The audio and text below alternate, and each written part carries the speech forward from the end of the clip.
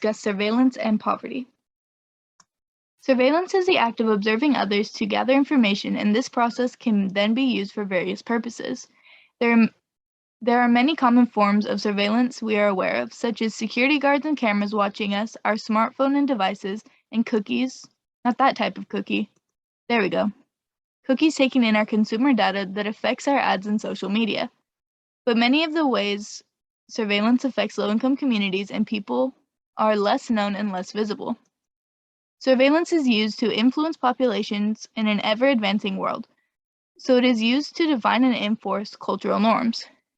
According to Nakamura 2015, two main functions of surveillance technologies are to regulate, define, and control populations, and to create new, gendered, racialized, and abled or disabled bodies through digital means. Surveillance is used strategically to normalize bias and discriminatory exploitation to maintain power structures. And according to Smith 2015, surveilling is not just about watching others, but about not seeing the state itself. By using invisible methods of controlling and discriminating against populations, powers are hidden, making it seem as if these issues are happening of their own accord.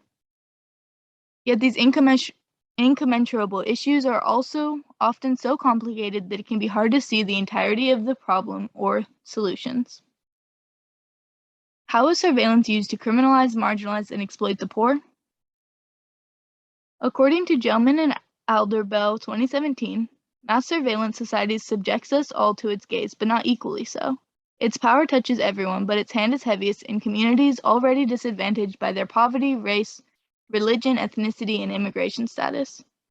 Technology and stealth allow government watchers to remain unobtrusive when they wish to be so, but their blunter tools are conspicuous in the lives of those less empowered to object. Another example is according to LaFrance 2017, facial recognition technology is used by law enforcement officers to identify suspects, but approximately 1 in 7 searches are incorrect, meaning that someone could be falsely accused 1/7 of the time, and facial recognition technologies misidentify people of color far more often than white people. Surveillance is also much more prevalent in public spaces. This is often because public spaces are the most available to people who don't have access to private spaces and resources. This is due to the idea of right of city, and specifically who is seen as having the right to access public spaces and who is shut out. This includes low-income people, homeless people, disabled people, people of color, and gender nonconforming folks. These groups are already criminalized in an extreme amount, so owners of public spaces take it upon themselves to increase surveillance and give that information to law enforcement, consumerism agencies, and other agencies for exploitative purposes. For example, in many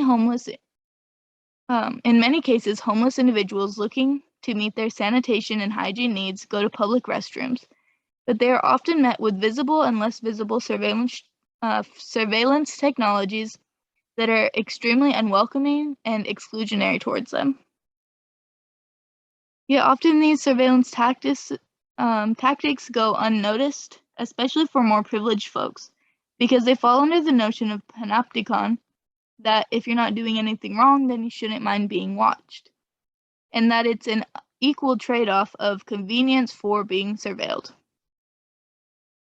But in reality, this is an unequal trade-off that acts as an invasion of privacy, can lower body autonomy, and greatly affects already marginalized groups. Everyone deserves to feel safe, but surveillance tactics to criminalize, marginalize, and exploit the poor denies their rights to safety and humanity. Surveillance isn't going away anytime soon, and neither is systematic intersectional classism.